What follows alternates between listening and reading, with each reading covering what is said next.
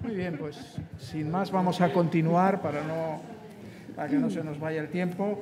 Y esta es la mesa de toxicidad. Vamos a centrarnos en toxicidad de la inmunoterapia. Para ello tenemos 3 charlas y la primera de ellas a cargo de la doctora Patricia Cruz. Ha estado trabajando con nosotros hasta hace 2 días aquí en el Servicio de Oncología y ahora mismo está en Ciudad Real, en el Hospital de Ciudad Real. Pues Patricia, cuando quieras. Patricia nos va a hablar de los efectos que no son cardiovasculares, que como hemos visto son variados.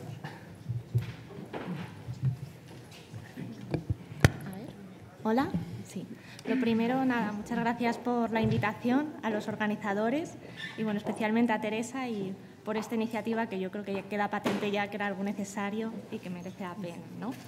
A mí me ha tocado un poco la charla introductoria de hablar de los efectos que no son cardiovasculares de la inmunoterapia, que básicamente es lo que poco a poco los oncólogos nos hemos ido encontrando en nuestro día a día. Las mesas anteriores ya han recalcado esto. Este es el panorama. Veníamos de una quimioterapia donde a todos los pacientes los tratábamos y hemos ido evolucionando, donde ahora mismo prácticamente los tumores tienen una indicación para inmunoterapia y prácticamente un porcentaje alto de pacientes lo va a recibir en una primera línea, en una segunda línea, con un beneficio dispar. El beneficio, veníamos de una quimioterapia donde poquitos pacientes conseguíamos una larga supervivencia y nos estamos encontrando con que aproximadamente 1/3 de los pacientes van a tener una supervivencia a largo plazo. Por primera vez vemos pacientes metastásicos vivos a 5 años. Pero esto, por mucho que pensamos, tiene una toxicidad diferente a la quimioterapia, pero no está exento de toxicidad.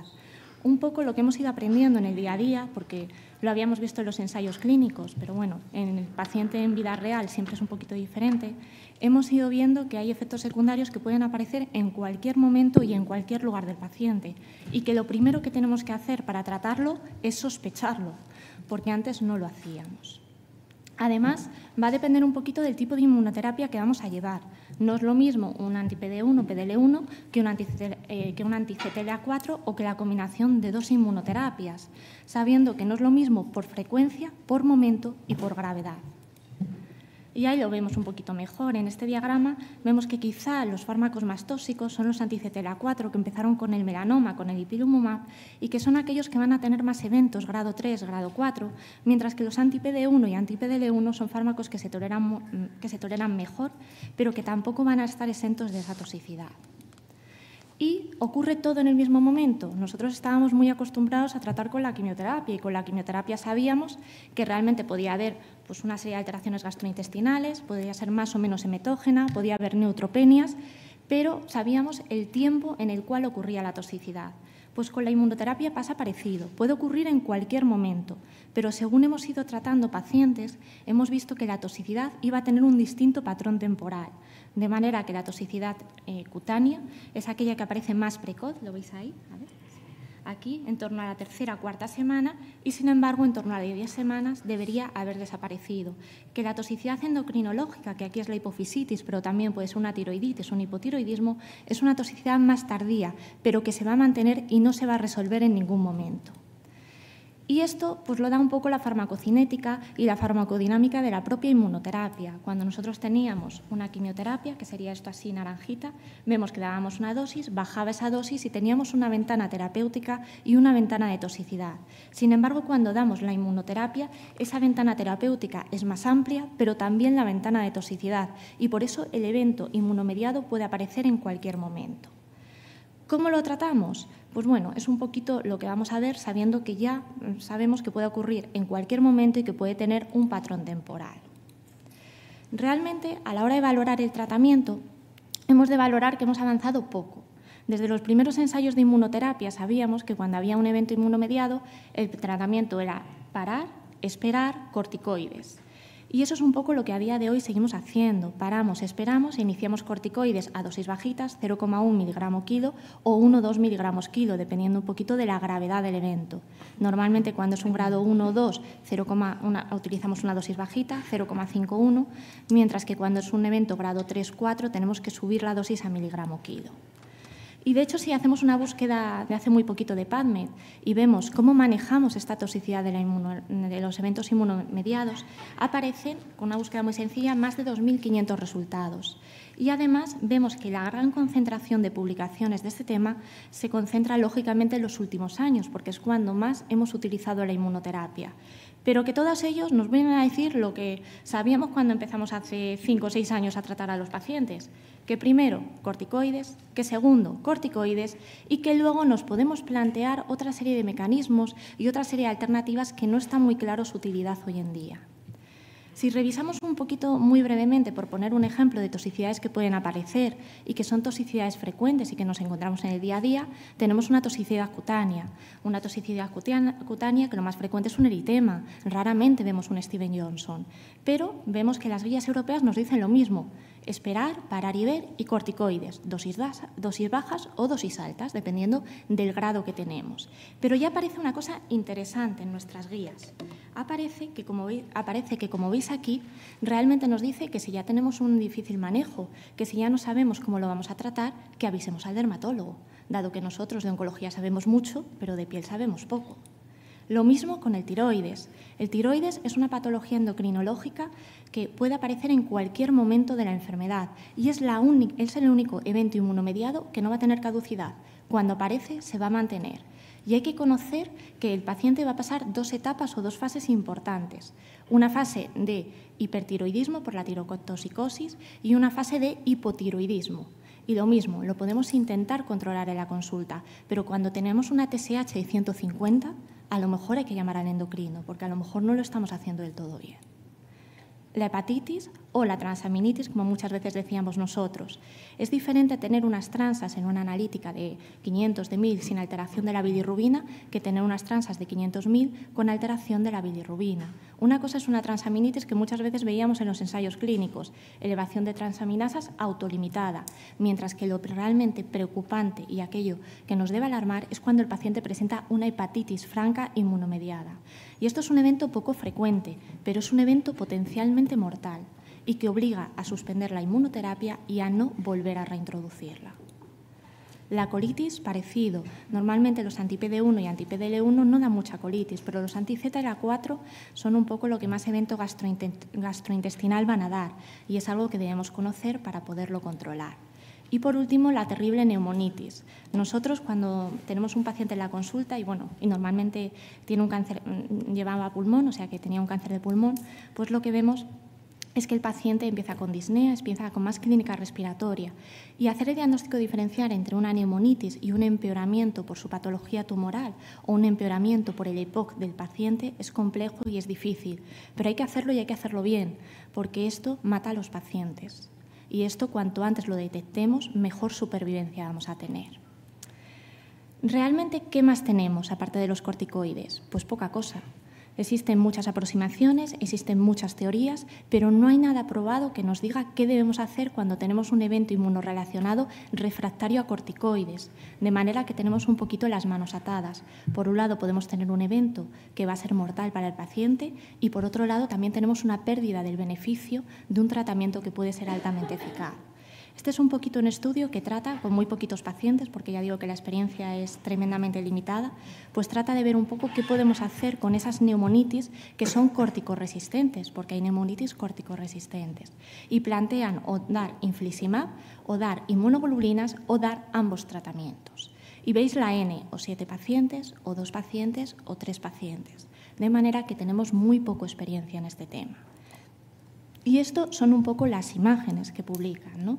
Donde tenemos pacientes que han llevado solamente la inmunoglobulina, el infliximab o la combinación.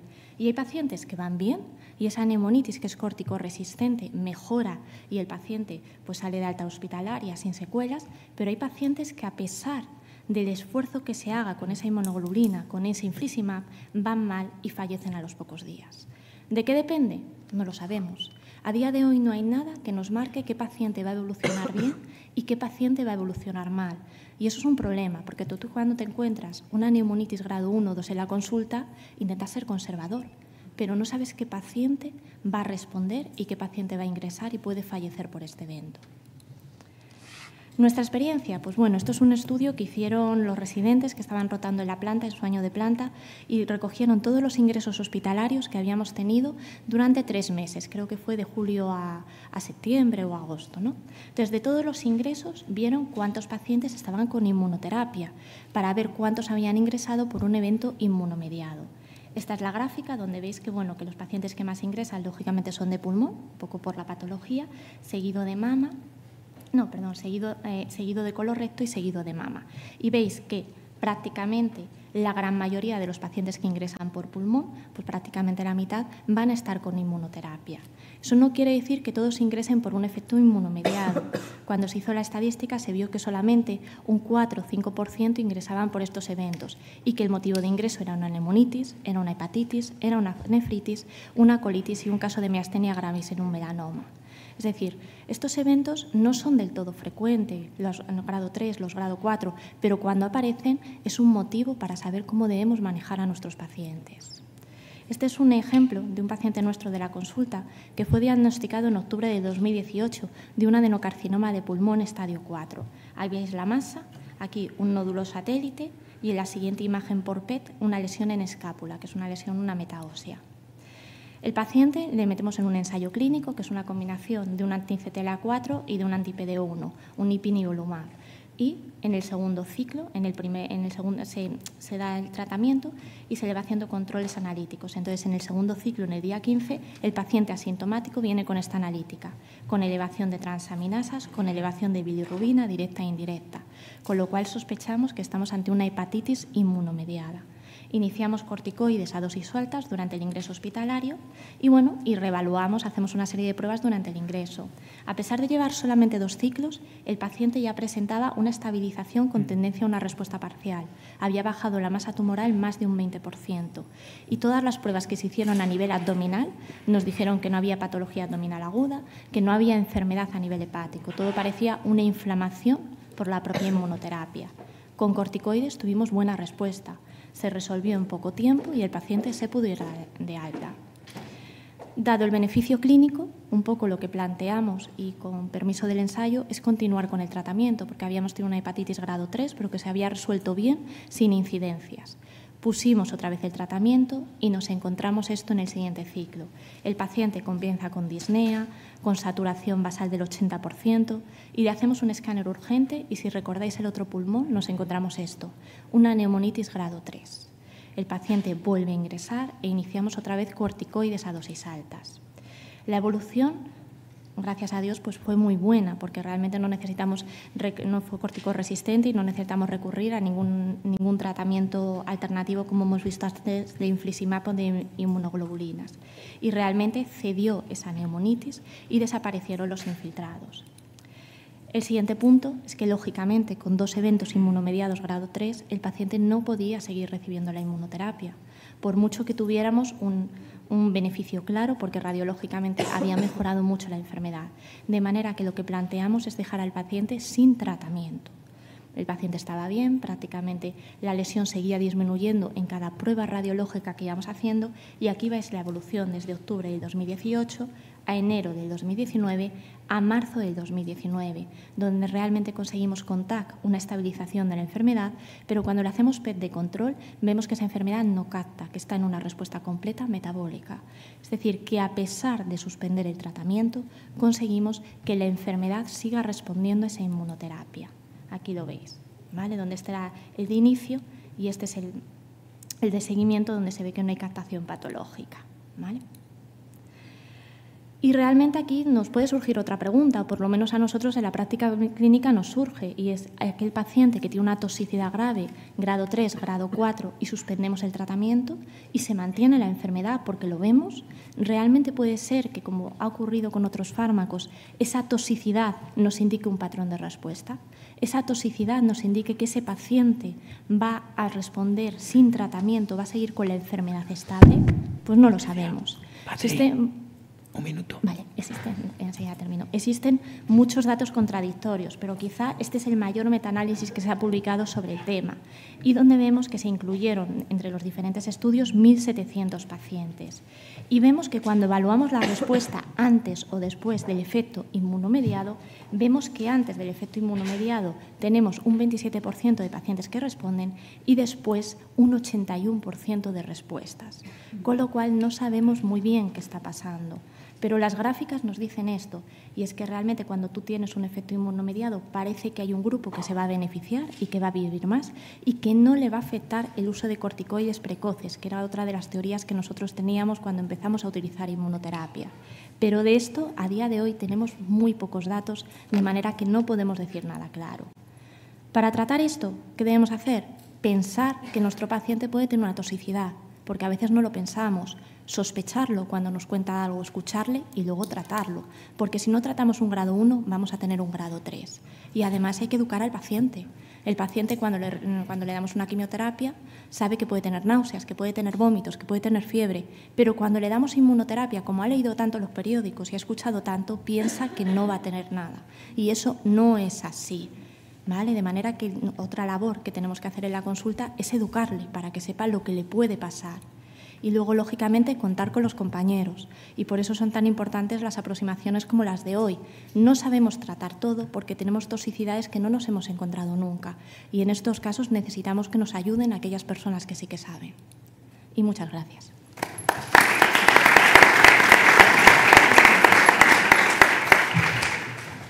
Bueno, a continuación va a seguir la doctora Ana Martín García, cardióloga experta en cardiooncología del Hospital Clínico de Salamanca, respondiendo a la difícil pregunta de cuándo es el momento de llamar al cardiólogo. Y yo añadiría sin que lleguemos tarde y sin que mueran en el intento.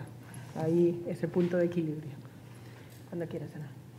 Gracias, Amparo. Bueno, buenos días a todos. Es un verdadero placer estar este año de forma presencial con todos vosotros y quiero dar la enhorabuena a la doctora López por la organización del simposio y por los logros que va adquiriendo año tras año. Y como ha comentado Amparo, en los próximos minutos vamos a tratar un tema desde el punto de vista del oncólogo o el hematólogo que se plantea cuándo es necesario avisar al cardiólogo ante un paciente que está siendo tratado con inmunoterapia, en concreto por fármacos de los inhibidores del punto de control inmunitario.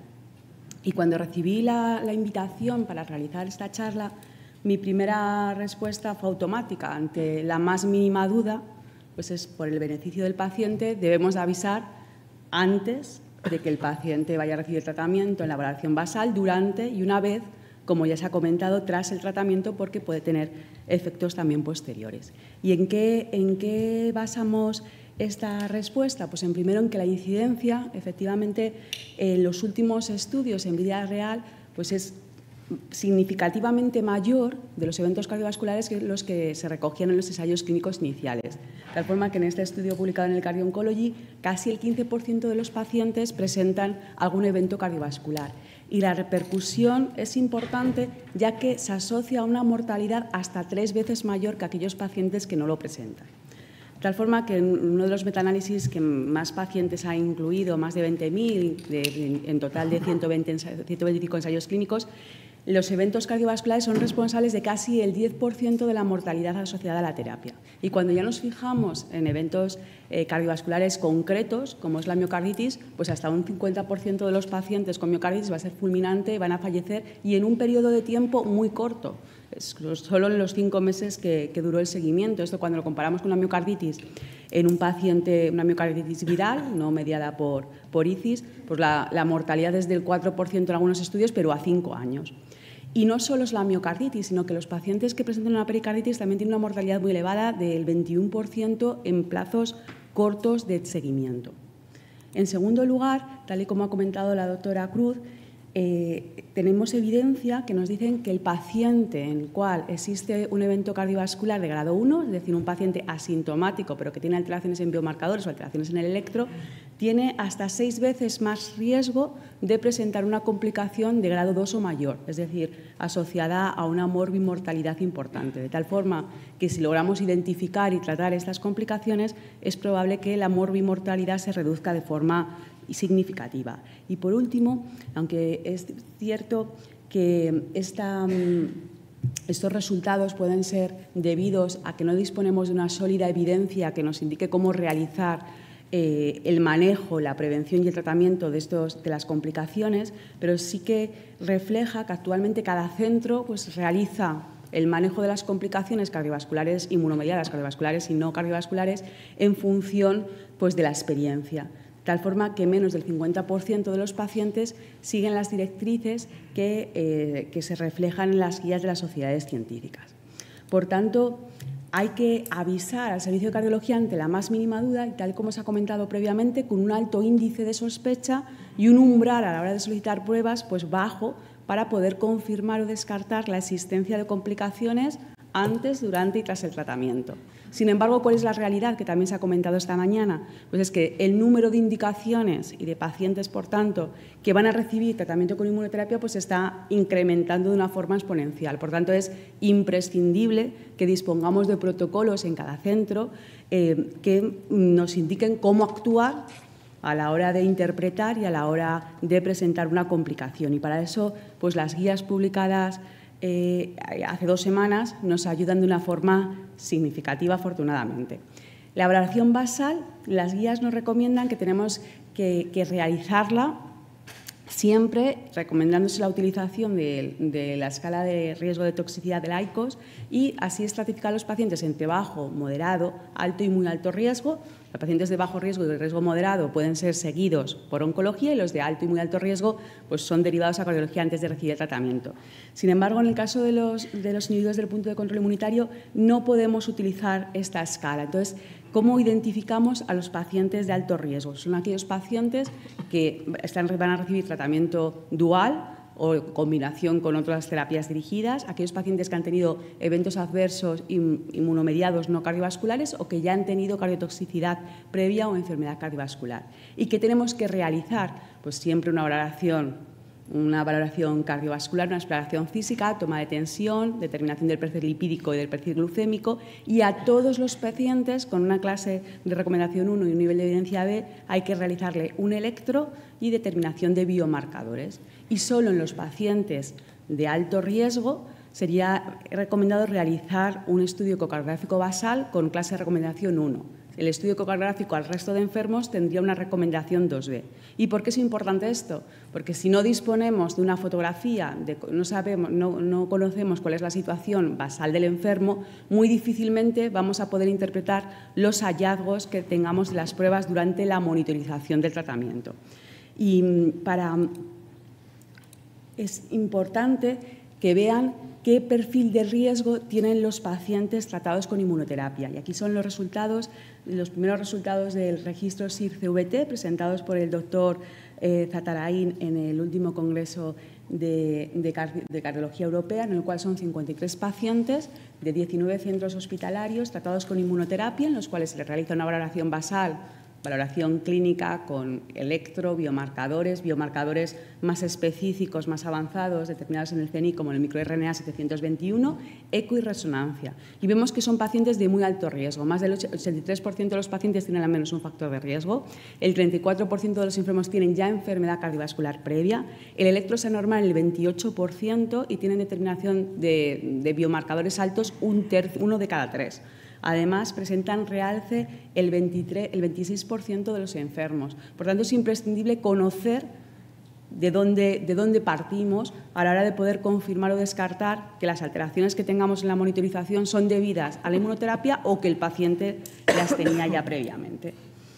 Durante el tratamiento, ¿cuándo debemos avisar a cardiología? Siempre que el paciente tenga síntomas y sospechemos la existencia de algún evento cardiotóxico. ¿Y por qué? Porque tenemos evidencia que ante una miocarditis el iniciar los corticoides se reduce de una forma muy significativa los eventos cardiovasculares mayores, tanto del 7% al 85% cuando se retrasa a más de 3 días. Por tanto, es importante que haya una comunicación fluida y dinámica con cardiología para poder atender a estos enfermos con la mayor precocidad posible.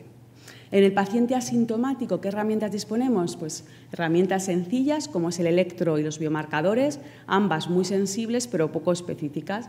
El electro, la mayor parte de los enfermos que tienen miocarditis van a tener alteraciones pero estas alteraciones en la gran mayoría de los casos pueden ser muy sutiles, como cambios en las ondas T no específicos. Y, por tanto, un electro normal no nos indica que el paciente, no nos descarta que el paciente tenga una miocarditis. Aparte, el electro nos puede dar factores pronósticos en relación a la duración del QRS o la duración del QT corregido, y las guías también nos hacen énfasis en valorar el PR, puesto que un bloqueo de primer grado que aparece de forma que no tenía el paciente puede progresar de una forma muy rápida hasta un bloqueo completo. Y en cuanto a los biomarcadores, pues la gran mayoría de los pacientes, en función de las series, pero más del 90%, van a tener las troponinas altas y los péptidos también elevados, más en complicaciones tardías estos últimos, y también pueden ser factor pronóstico, como es la troponina al ingreso, al alta o el pico de troponina durante el ingreso. Les presento este estudio que se menciona en las guías y sí que es interesante, en el cual analizan a 214 pacientes que reciben inmunoterapia y se realiza una monitorización, una determinación basal y durante los 10 primeros ciclos de tratamiento, y establecen el límite para decir si la troponina es normal, de la troponina I ultrasensible más igual o mayor a 55 nanogramos litros. De estos 214, 24, el 11% tienen troponinas elevadas. En estos enfermos realizan una valoración completa, incluyendo revisión cardiológica, electro, eco, valoración de las coronarias y resonancia magnética cuando se consideraba, y solo 3 pacientes presentan un diagnóstico confirmado de miocarditis, de tal forma que el valor predictivo positivo de la troponina es solo del 12,5%, utilizando el límite que es el percentil 99 de la población general, de 55. Los 3 pacientes presentaban valores de troponina más de 20 veces más que este límite superior. Por tanto, es importante interpretar todos los hallazgos, puesto que no podemos suspender de forma radical un tratamiento que puede estar teniendo efectividad en el paciente a la hora de la curación de su proceso oncológico. Y otro de los ensayos que hay que destacar es el ensayo Javelin, que es el primer ensayo en el cual se realiza una monitorización sistemática con biomarcadores y con determinación de la fracción de eyección. Son 2 brazos, uno que es el sunitinib y en otro el axitinib con el avelumab, y en el cual lo que observan es que del brazo combinado los valores de troponina basales sí que se asocian a un mayor riesgo de eventos cardiovasculares mayores en el seguimiento. Sin embargo, la fracción de eyección que se determinaba tanto por ECO como por MUGA no tenía una relación a la hora de ninguna relación pronóstica ni una relación con los eventos. De tal forma que las conclusiones fundamentales de esta monitorización es que en aquellos pacientes con troponinas basales altas sí que merece la pena que la monitorización durante el tratamiento sea algo más intensiva y más cercana. ¿Y qué nos dicen las guías? Pues que nos dividen a los pacientes a nivel basal, como hemos dicho, entre bajo y alto riesgo, y durante los primeros ciclos a todos los pacientes, antes del segundo ciclo, del tercero, del cuarto y cada 3 ciclos, hay que hacer estudio electrocardiográfico y de troponina y avisar a cardiología si existe alguna alteración en comparación con los valores basales. Y en pacientes que reciben tratamientos crónicos de más de 12 meses, pues requerirían una valoración cada 6 o 12 meses, valoración clínica con electro y péptidos natriuréticos en el caso de alto riesgo, con una clase de recomendación 1 y que pasa a ser 2B en el caso del paciente de bajo riesgo. En otro aspecto importante a la hora de valorar al paciente que pueda sea necesaria una valoración por cardiología es el paciente que presenta otros eventos inmunomediados no cardiovasculares, puesto que se ha visto que hasta en un 40% de las ocasiones están asociados. Y esto es el 25% de las miositis pueden tener una miocarditis asociada y en el caso de la miastenia el 10%. Y esto tiene importancia porque la mortalidad se incrementa de una forma significativa multiplicándose por 4. De tal forma que las guías de oncología sí que recomiendan realizar en los test iniciales pruebas cardiológicas como son el electro, la troponina y en algunos casos el estudio ecocardiográfico. Y otro aspecto importante durante el tratamiento es el momento que el paciente ya ha superado un evento cardiovascular inmunomediado, si debemos o no reiniciar el tratamiento. Y para eso es imprescindible que haya una reunión multidisciplinar entre oncología y cardiología y valorar de forma individual. Aunque es cierto que las guías ASCO desaconsejaban el inicio del tratamiento una vez que se ha superado un proceso, una complicación cardiovascular. Sin embargo, las guías europeas sí que indican la necesidad de una valoración multidisciplinar, valorando de forma individual en función de la severidad de la miocarditis, en función si existe otros fármacos oncológicos alternativos, cuál es el estadio de la enfermedad, si es metastásica o estamos administrándolo de forma adyuvante o no adyuvante, o si se puede cambiar el tratamiento dual asociado a mayor riesgo por un tratamiento simple.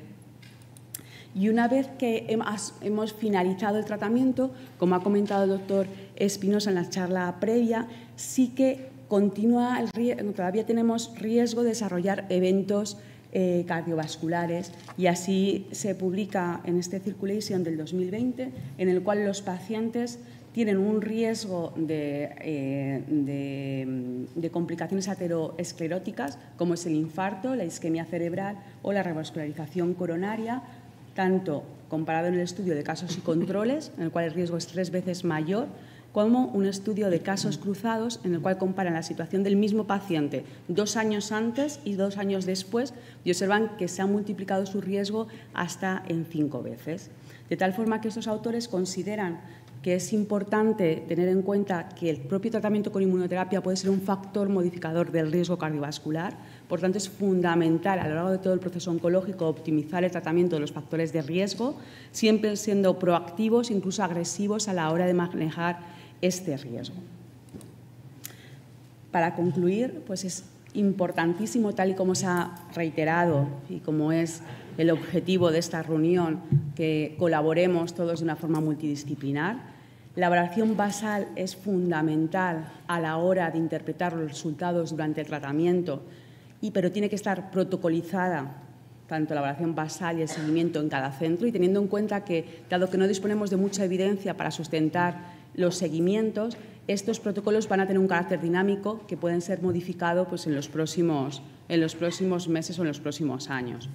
Muchas de las recomendaciones son basadas actualmente en opiniones de expertos y es fundamental avisar a la cardiología siempre que se sospecha cardiotoxicidad, siempre que haya hallazgos patológicos en las pruebas que realizamos en la monitorización cardiovascular durante el tratamiento en el paciente asintomático, cuando el paciente presenta un evento inmunomediado no cardiovascular pero existe sospecha de afectación cardíaca, y en el momento que hay que valorar el reinicio o no del tratamiento en un paciente que ha superado de forma exitosa una complicación cardiovascular. Pues muchísimas gracias.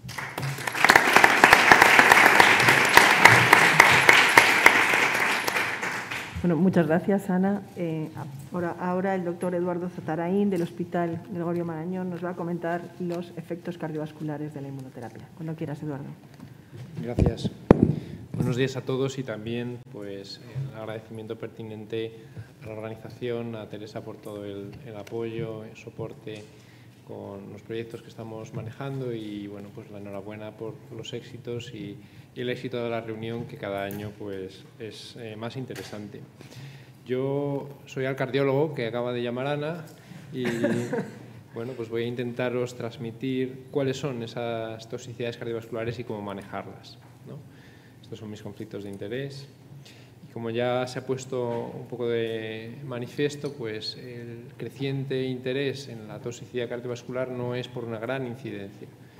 Sí que el global de las toxicidades inmunomediadas en series puede alcanzar a más de la mitad de los pacientes, pero efectos graves es un reducido número. Y la toxicidad cardiovascular en global, contando tanto los eventos inmunomediados como descompensaciones de insuficiencia cardíaca, no suele superar el 5% del global de los pacientes. Es decir, es un tratamiento bien tolerado y bien tolerado a nivel cardiovascular, o por lo menos lo que sabemos hasta ahora a corto y medio plazo.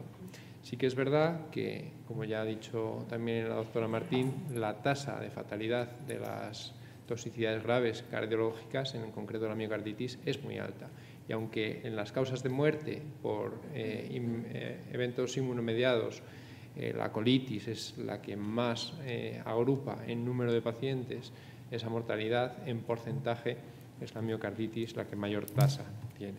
Por lo tanto, pues sí que preocupa la afectación cardiovascular, y el corazón se afecta y los vasos pues de forma generalmente inflamatoria, inmunomediada.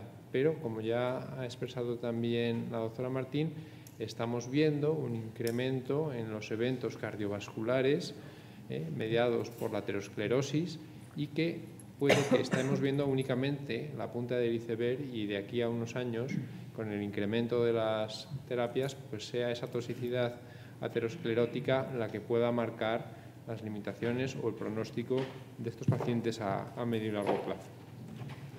Además de esta aterosclerosis, las arterias se pueden afectar de forma inflamatoria, con episodios de arteritis que pueden llevar a trombosis, la miocarditis, de la que ahora hablaremos más en profundidad, inmunomediada también. Está la disfunción ventricular no asociada a inflamación, como es la miocardiopatía de estrés, que ayer nos presentaba la doctora Balbuena de forma también excelente, y tenemos episodios de insuficiencia cardíaca y disfunción ventricular no inmunorelacionados aparentemente. El pericardio se puede inflamar y producir taponamiento cardíaco y puede haber múltiples arritmias. El tema de las arritmias es complejo de explicar porque en la literatura no está bien reflejado si son arritmias que aparecen de una manera directa relacionada con el tratamiento, si están asociados a episodios graves de miocarditis o si puede ser la incidencia de arritmias supraventriculares como la fibrilación auricular, que se ha descrito en pacientes que pueden ser mayores, tener otros factores de riesgo cardiovascular y es una arritmia muy prevalente y muy incidente. Este sería un poco el cuadro a lo que nos vamos a enfrentar a la hora de ver los efectos cardiovasculares. ¿Y qué es lo que pasa? Pues hay muchas teorías de por qué está ocurriendo esto y además como es una toxicidad muy precoz, pues hay muchas teorías en las que aparte de ese componente celular se implica un componente humoral, ¿no? Entonces puede que haya una activación linfocitaria por la presencia de antígenos cruzados entre el tumor y el órgano dañado, que eso es una de las teorías que parece que puede afectar al corazón. También tenemos la teoría de que puede haber ciertos autoanticuerpos circulantes y que con la administración y el desbloqueo de los sistemas de control inmune, ese aumento de los autoanticuerpos y ese aumento de células reguladoras TH17 puede incrementar el número de episodios como de alguna manera autoinmunitarios. También la descarga de citoquinas a nivel sistémico o la activación del complemento por la vía del CTLA4. Y a nivel cardiovascular, pues lo que pasa es que el receptor de PD1 lo tenemos expresado en el endotelio. El endotelio a nivel vascular en todos los vasos y, por supuesto, en los vasos del propio corazón, ¿no? Con lo cual, la posibilidad de que esa unión de estos anticuerpos quiméricos que se administran de forma tratamiento produzcan una reacción inflamatoria local es una de las teorías, ¿no? Y luego, pues como hemos visto, la liberación de citoquinas, interleuquina 2, TNF-alfa, interferón o interleuquina 17 va a producir una activación de linfocitos T de muchas clases que pueden llevar a un efecto citotóxico directo o, como hemos visto, al final a la producción de efectos autoinmunitarios. Y cuando tenemos una miocarditis, ¿qué es lo que tenemos delante? Pues es una fotografía simple y es que tenemos que tener en cuenta que prácticamente en todas las miocarditis vamos a tener elevación de biomarcadores y en este momento hablo sobre todo de la troponina, el NT-proBNP es más variable, vamos a tener alteraciones electrocardiográficas y va a aparecer pronto después del inicio de la inmunoterapia. Hay casos que se han descrito varios meses después del inicio, pero no es lo habitual. Es una toxicidad precoz y, como ya hemos visto, sin tratamiento o en los casos graves, que son los que hasta ahora probablemente estén reportados en estas series de casos, la mortalidad es elevada. En la presentación, pues es que es muy inespecífica y cuando has diagnosticado una te das cuenta que ha sido un poco a veces de forma casual, pues esa troponina que se ha pedido en el servicio de urgencias y que nadie contaba con ella, alguien que con un poquito de vista ha dicho, oye, este electro no es normal, o como era el electro de esta paciente antes, que esto me parece raro, ¿no? Porque son síntomas que pueden ser astenia, fatigabilidad, incluso si se asocia a otra toxicidad muscular, pues desde disfagia hasta cuadros miasténicos, pero que cursan además con una miocarditis, ¿no? Y no es raro que haya dolor torácico, disnea por supuesto, y luego pueden aparecer signos de insuficiencia cardíaca en la exploración. En un análisis de una serie internacional de miocarditis, estos datos aún no están publicados y bueno, pues me ha dado el permiso Charlotte Lee para su presentación aquí, es del grupo de investigación del doctor Tom Nealon. Pues parece que en un análisis univariante, la edad, el sexo varón, tener cifras de tensión arterial elevadas o afectación vascular periférica eran factores de riesgo que se asocian, clásicos que se asocian a la aparición de miocarditis, ¿no? Y el tratamiento con la combinación anti-PD1 y CTLA4 o la presencia de un cáncer renal eran dos de los factores que asociaban de forma independiente en el análisis multivariado. Esto nos pone en una situación pues, en la que tendremos que investigar más, por supuesto, esa potencia, ¿no?, de los tratamientos combinados, si van a producir más toxicidad, qué consecuencias tiene, y también pues, todas estas teorías patogénicas, el tipo de tumor, los antígenos que expresan y la respuesta, ¿no?, como ha presentado Patricia también, a la inmunoterapia, pueden estar determinando que un organismo sea más reactivo, ¿no?, y pueda tener más efectos adversos entre los que están en el corazón, ¿no? Y, por supuesto, pues, otras toxicidades, específicamente las que afectan al músculo estriado. Y en el electro pues, vamos a tener trastornos de la conducción, ensanchamiento del QRS, pero la mayoría de las veces son alteraciones sutiles, ¿no? Por ejemplo, en esta paciente, con su serie de electrocardiogramas a 7 días, veis que el electro inicial es muy anodino. No tenía dolor torácico y alguien le pidió una troponina, 300 de troponina, pero es que al día siguiente el QRS estaba ensanchado con un bloqueo de rama derecha que no teníamos previamente. Pierde los potenciales en toda la cara lateral a los 3 días y normaliza el electrocardiograma después del tratamiento con corticoides, con lo cual son cambios claramente inflamatorios irreversibles, ¿no? Pero fijaros que no es lo mismo la fotografía del paciente aquí que la fotografía del paciente aquí. Como ya se ha comentado, además este ensanchamiento del QRS tiene un valor pronóstico, igual que el ensanchamiento del QT, y el electro es muy accesible, muy barato y debería ser siempre, y ya está recomendado así, una de las pruebas iniciales antes de empezar la inmunoterapia en cualquier paciente. Hay otros biomarcadores, además de la troponina, que ya ha comentado también la doctora Martín de forma extensa, y bueno, pues están intentando encontrar marcadores más específicos que nos puedan ayudar a diferenciar una elevación de troponina significativa o no significativa. Y en este artículo del CENIC de la doctora Blanco, del grupo de la doctora Martín, pues lo que han descubierto en un modelo de ratón es un microRNA que se asocia específicamente a miocarditis y han validado en series de pacientes humanos con todo tipo de miocarditis, entre las que están las miocarditis inmunomediadas también, y que diferencia claramente este biomarcador, el daño miocárdico por isquemia, del inflamatorio. En el eco vamos a tener datos sutiles. Hemos visto que casi la mitad de los pacientes no alteran la función ventricular, pero tenemos otras herramientas, como puede ser el strain, que además también puede tener un valor pronóstico. Y la prueba Princeps, y esto es una de las limitaciones a veces en el diagnóstico, es la resonancia. Es limitación porque a veces no está disponible, porque a veces el paciente no lo tolera o no se le puede introducir en la resonancia, y esto en los casos graves hay que tenerlo muy en cuenta. Y además, aunque es una prueba muy sensible y que nos da mucha información en la caracterización miocárdica, ojo, porque no todos los pacientes con una miocarditis demostrada tienen alteraciones en la resonancia. De hecho, los hallazgos muchas veces son extremadamente sutiles y muy poco expresivos. Por lo tanto, hay que hacer una buena caracterización miocárdica para intentar hacer un diagnóstico no invasivo. Y después de ello, lo que es importante es no descartar la posibilidad de tener el tejido, es el gold estándar, y la biopsia es muy importante. Es cierto que necesitas un centro con experiencia para que sea un procedimiento seguro, y es cierto que es muy dependiente del patólogo que la analiza, no solo escoger la muestra.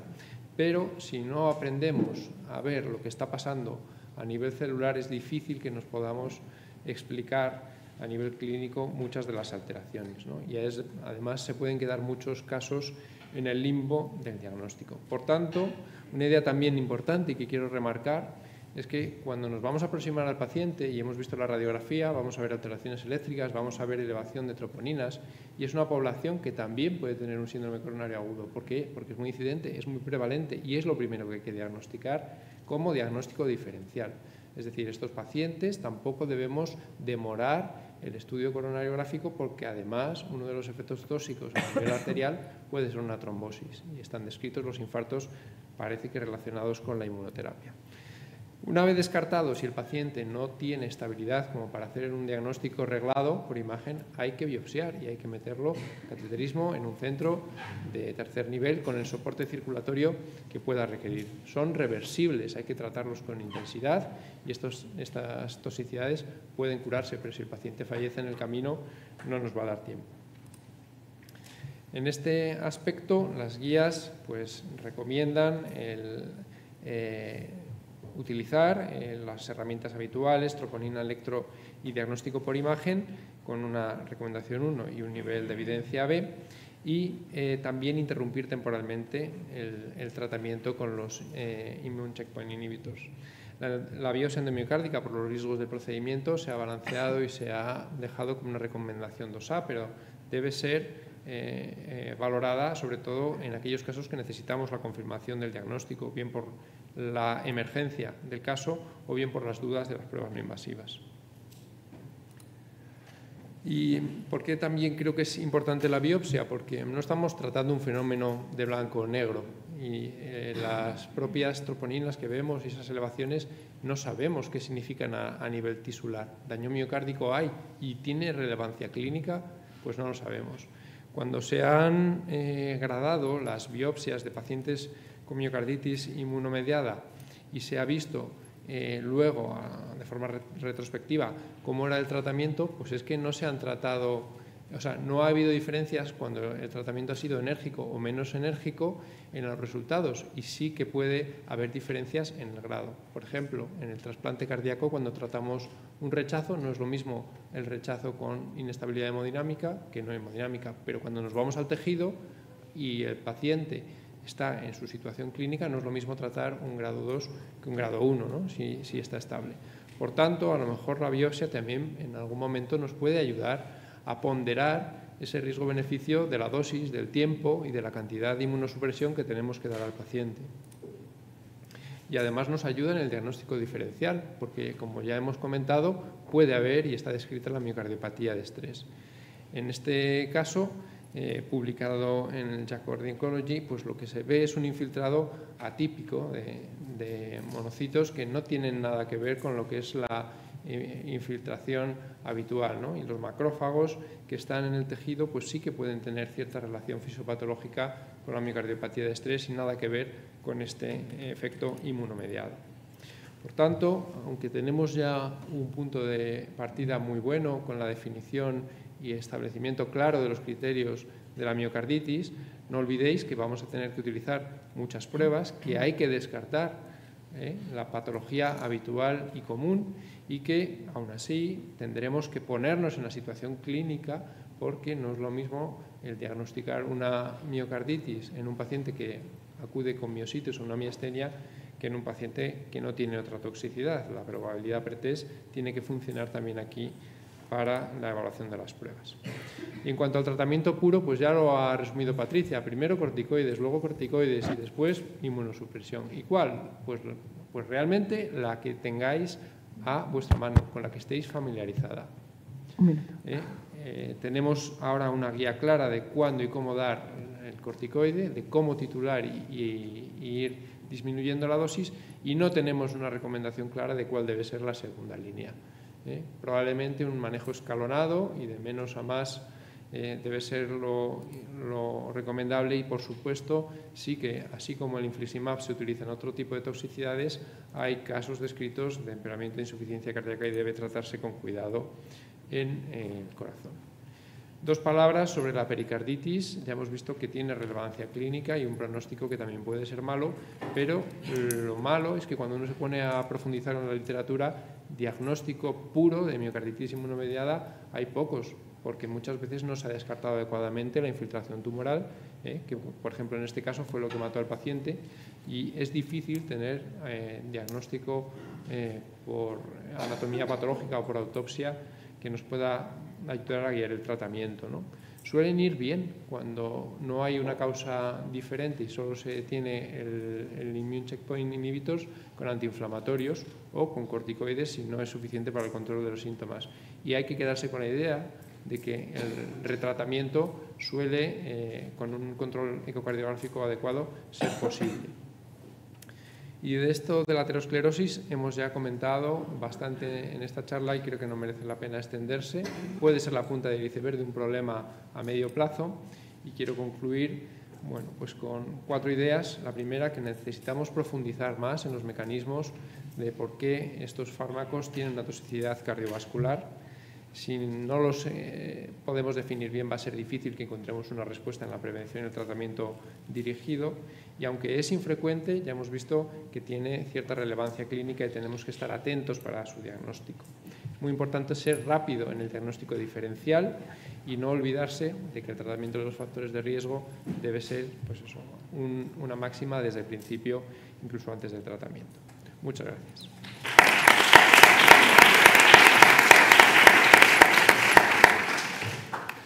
Muy bien, tenemos tiempo para un par de preguntas. ¿En la sala hay alguna pregunta? Sí. Una aquí y otra allá. Hola a todos. Bueno, yo soy Manu García Llévenes, de la Clínica de Navarra. Quería preguntarle a Eduardo un poco si él piensa, porque en la práctica clínica muchas veces ves a pacientes que de repente hacen miocarditis y tampoco a lo mejor tenían tantos factores de riesgo cardiovascular, ¿no? Es verdad que se asocia. Pero si vosotros pensáis, con vuestra experiencia, si desde el punto de vista genético, como se ha descrito, por ejemplo, en la toxicidad por antraciclinas, ¿no? Que hay pacientes que están más predispuestos genéticamente a desarrollar toxicidad, si en tu opinión, son 2 preguntas en una, si la velocidad del tratamiento, la concentración del tratamiento tiene influencia sobre el desarrollo de miocarditis, la velocidad de infusión, y luego si pensáis que puede haber una predisposición genética de pacientes que tengan esa tendencia natural, ¿no?, por así decir, a desarrollar estos episodios. Pues muchas gracias por la pregunta. Creo que la respuesta es sí, a que puede haber una influencia determinada genéticamente, y ahí esa influencia genética tendrá varios mecanismos que son los difíciles de explicar. Es decir, si tú tienes preformados anticuerpos antitroponina, como hay algún caso descrito, y por el mecanismo de liberación del sistema de control inmune, esos anticuerpos generan una reacción mediada por anticuerpos contra tu corazón, pues de alguna manera eso está predeterminado. No sabemos si genéticamente solo, qué es lo que ha hecho que tengas anticuerpos antitroponina, pero puede haber una determinación basal. Y esto, sobre todo, se fundamenta, además del hallazgo en algún caso concreto, en el tiempo. Si es que hay veces que después del primer ciclo es muy rápido, en pocos días, ¿no? No da tiempo a hacer una respuesta mediada por anticuerpos con la producción de anticuerpos de nuevo para lo pronto que aparece la miocarditis. Con lo cual, yo creo que, por supuesto, habrá una predisposición individual, que los factores de riesgo cardiovascular clásicos no nos valen como predictores claros. Creo que hay que tener ahora mismo bien claro que solo el tratamiento combinado y probablemente algunos cánceres, pero eso todavía no está claro, son lo que tenemos que estar prevenido de que puedan desarrollar toxicidad. En cuanto a la velocidad de infusión de lo que es el fármaco en sí, yo no creo que haya una influencia, sí en la combinación por la potencia de tratamiento, pero no en la velocidad. Tampoco es en la farmacodinámica de los immune checkpoint inhibitors. Pregunta corta, respuesta corta. Hola, buenos días. Yo soy Rebeca Lorca, del Hospital Central de Asturias. Enhorabuena a todos los ponentes. Yo quería hacer una pregunta también al doctor Zatarain, corta. Cuando se ingresa a un paciente con una sospecha diagnóstica de miocarditis inmunomediada, por elevación de troponinas y una clínica pues dudosa, y como en el diagnóstico diferencial se hace una coronariografía para descartar un síndrome coronario agudo y al final recibes la alegría de que efectivamente lo que tienes es una lesión coronaria que se puede revascularizar, y esto te plantea la posibilidad de simplificar todo, ¿no?, de cara al reinicio de la inmunoterapia. ¿La reiniciáis inmediatamente el ciclo siguiente que le toca o hacéis algún tipo de descanso una vez revascularizado? Gracias. Pues solo hemos tenido como experiencia personal un caso de un infarto agudo y no se interrumpió la inmunoterapia como tal porque era un paciente mayor con factores de riesgo y realmente no supimos si era una incidencia normal o era un problema inmunomediado. El problema agudo estaba resuelto y tenía enfermedad coronaria. Bueno, queda aquí una pregunta de la doctora, que tiene la doctora López, que creo que es el... Teresa, cuando te pase el micro. Sí, es una pregunta muy breve para los oncólogos de la mesa y también para el doctor De Castro, que está aquí. ¿Dosis altas de corticoides tienen un impacto negativo en el pronóstico del tumor? Quiero decir que los corticoides... Se ha visto que los pacientes que empiezan el tratamiento con dosis altas de corticoides responden peor. Pero si los corticoides se utilizan durante el tratamiento para tratar un efecto inmunomediado, eso no influye en la eficacia. Bueno. Yo totalmente de acuerdo y, por ejemplo, en el área de pulmón, que muchos pacientes vienen con patología respiratoria, abusábamos mucho de corticoides y de antibióticos. También se ha visto que el uso de antibióticos inicial, por todo el tema que puede ser toda la microbiota y demás, también puede reducir la eficacia de la inmunoterapia. Entonces, al inicio estamos teniendo cuidado, salvo que sea imprescindible. Y luego, un poco contestando lo que comentaba Eduardo, creo que hay la compañera que ha preguntado sobre el reinicio de la inmuno, ahí depende mucho de cómo esté actuando la inmuno. No es lo mismo que un paciente lleve 2 años ya, vamos, que lleve 20 meses y que le queden 4 para acabar su tratamiento y que esté en respuesta a un paciente que a lo mejor te hace este cuadro a los 2 meses y no sabe si tiene respuesta. Y luego otra reflexión, no he leído las guías, pero viendo ayer un poco las guías, creo que hay un campo que también es muy importante, que es de los inhibidores de tirosina quinasa, porque aunque se mete alguno como el de la leucemia mieloide crónica y tal, por ejemplo, en pulmón los anti-EGFR tienen un claro efecto también en la función cardíaca. Hemos visto en algunos casos ecocardiografías seguidas, precisamente en ensayos, cómo cae la fracción de eyección. Entonces, claro, cuando tú paras estos tratamientos, sí que la enfermedad aumenta de forma inmediata. No es como la inmuno, que puedes parar y a lo mejor ya tiene un efecto en marcha, ¿no? Entonces, creo que es un campo de estudio también bastante interesante. Bueno, yo creo que dada la hora vamos a terminar la mesa. Quiero agradecer a los organizadores, la mesa y el excelente día que fue ayer y que seguimos teniendo hoy, y a las compañías farmacéuticas que colaboran especialmente en esta parte de inmunoterapia. Muchas gracias, vamos a tomar un café.